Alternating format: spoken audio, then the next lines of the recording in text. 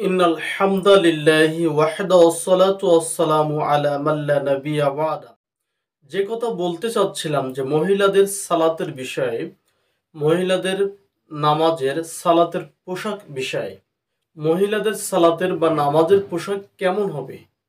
তা যদি তারা না পরে, সেটা যদি ব্যবহার না করে, তাহলে তার সালাত শুদ্ধ হবে না। কারণ সেটা হলো তার পুরো শরীরটাই সতর, সেই সতরটা পরিপূর্ণভাবে তাদেরকে ঢাকতে হবে। এই জন্য সেটা ত্রুটিযুক্ত, সালাত না হওয়ার সম্ভাবনা বেশি, সালাত কবুল নাও হতে পারে। সেজন্য তার আগে জানতে হবে যে অবশ্যই সালাত আদায়ের আগেই, নামাজ পড়ার আগে অবশ্যই তাকে জানতে হবে পোশাক এবং সতর সম্পর্কে। যেটা তার সতর, সেই সতর তার পুরো শরীরটা আগে ঢাকতে হবে, সেটা আগে ফরজ। যা আমাদের দেশে অনেক অঞ্চলে, অনেক জায়গায়, অনেক মসজিদে যে পুরুষের পাশাপাশি মহিলারাও যাচ্ছে এবং যায়। সেখানে জুমা হোক অথবা তারাবিতে হোক, দেখা যায় যে তারা নামাজের জন্য, সালাতের জন্য যাচ্ছে অথবা যায়। কি জন্য বেশি বেশি যায়? যে সওয়াবের আশায়, নেকির আশায় ইত্যাদি। এটা তো ভালো কাজ, কল্যাণ কাজ, সৎ কাজ, এভাবে তারা মনে করে। আসলে তারা কি জানে? অনেকে জানে অথবা জানে না তাদের সালাতের আগে কি করণীয়, কোন বিষয় তাদের জানতে হবে, এ বিষয়ে তাদেরকে জানুনি। অবশ্যই তার সতর সম্পর্কে ডাকতে হবে, মহিলাদের পোশাক সম্পর্কে জানতে হবে, সালাতের পোশাক সম্পর্কে জানতে হবে, তারপরে মানতে হবে। এই জন্য অধিকাংশ জিনিস সেটা আমার আগে জানতে হবে, এলম অর্জন করতে হবে, তারপর সেটা মানতে হবে। যেমন ধরুন, সালাতের পূর্বেই তাকে অবশ্যই পবিত্র হতে হবে, পাক পবিত্র হতে হবে, সেটা উজুর মাধ্যমে। তাহলে অবশ্যই আমার সালাত আদায় করতে গেলে আমার উজু করতে হবে। এটা যেমন একটা সত্য, অবশ্যই মহিলাদের সালাত আদায় করতে গেলে সেখানেও একটা সত্য আছে, তার পূর্ণাঙ্গ শরীর আবৃত্তি করতে হবে, যেন কোনো অংশ খুলে না যায়, দেখা না যায়। সেই হিসাবে তাদের আগে জানতে হবে, এরপরে মানতে হবে। তার মধ্যে অন্যতম বিষয় হলো তাদের পোশাক, নামাজের সতর এবং সে নামাজের সালাতের পোশাক। যখন মহিলারা মসজিদে যায় বা যাবে, তখন তার আগে তাদের অবহিত করতে হবে, কে বা কারা করবে। মসজিদ কমিটি হোক আর ইমাম সাহেব হোক, তাদেরকে অবশ্যই অবগতি করতে হবে পোশাক সম্পর্কে, কে বা কারা করবে।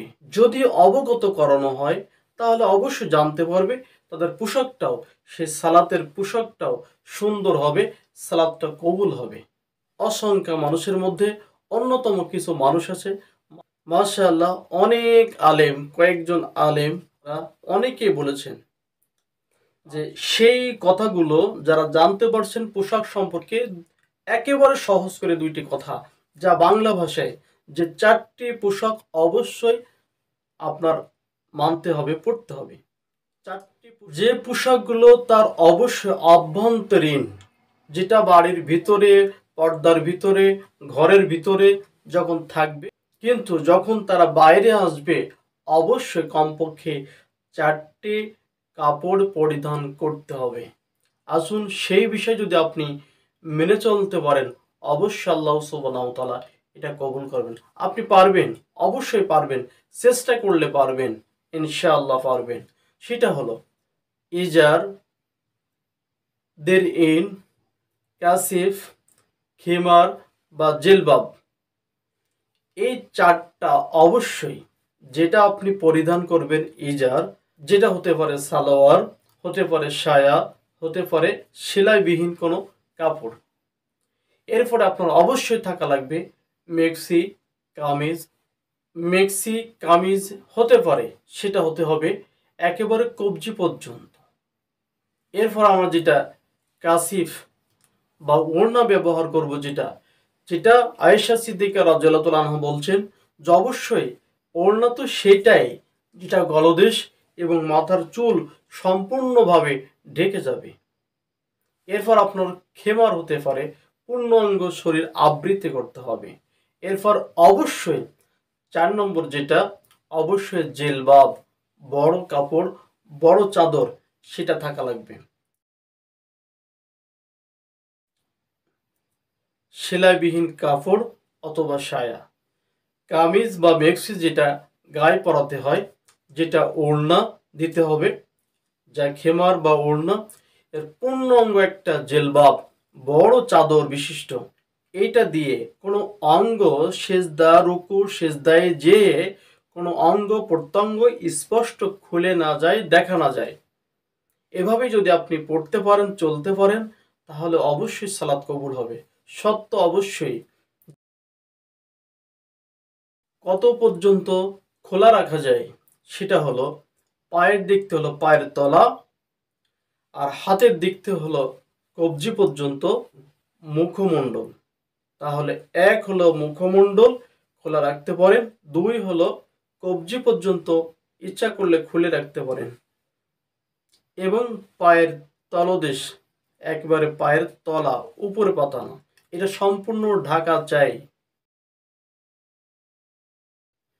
যদি কোনো ব্যক্তি 2 হাতে মোজা অথবা পায়ে মোজা পরে সালাত আদায় করতে চায়, তাহলেও হবে, মুখমণ্ডল খোলা রাখতে হবে। আসুন আমরা এইভাবেই আল্লাহ সুবহানাহু তাআলার দাসত্ব করি, ইবাদত করি, সালাত আদায় করি। যে সালাত আমি নেকির জন্য করছি, সওয়াবের আশায় করছি, অবশ্যই এর প্রতিদান আল্লাহ সুবহানাহু তাআলা দিবেন। আসুন আমরা সালাতে যত্নবান হই, তার আগে সতরটা পরিপূর্ণ করে ঢেকে নেই। আল্লাহ সুবহানাহু তাআলা সবাইকে সে তৌফিক দান করুন। আল্লাহুম্মা আমিন।